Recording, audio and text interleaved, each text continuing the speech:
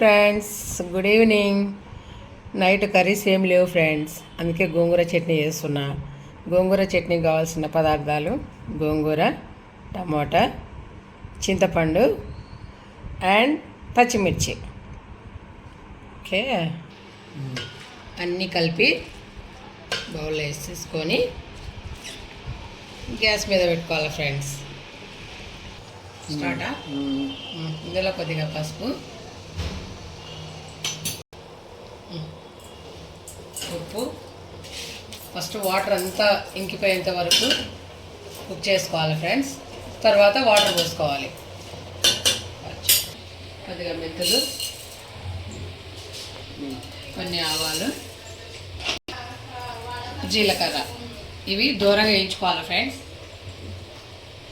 దూరగా వేయించి పౌడర్ బట్టి ఇందులో వేసేసుకోవాలి. గోంగూర చట్నీలో చాలా బాగుంటుంది ఫ్రెండ్స్. ఇందులో వేసుకోవాలి. వాటర్ అంతా ఇంకిపోయిన తర్వాత, గోంగూరలో వాటర్ ఇంకిపోయిన తర్వాత మళ్ళీ వాటర్ పోసుకోవాలి. ఇలా మెత్తగా ఉడకబెట్టుకోవాలి ఫ్రెండ్స్. దీన్ని ఎనుక్కొని తాలింపు వేసుకుందాం. ఇలా మెత్తగా చేసుకోవాలి ఫ్రెండ్స్. చేసి పెట్టేసేయాలి అంతే.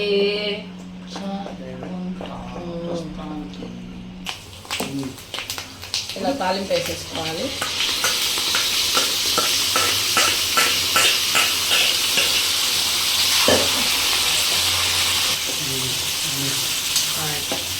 గుమగుమలాడే గోంగూర పచ్చడి రెడీ.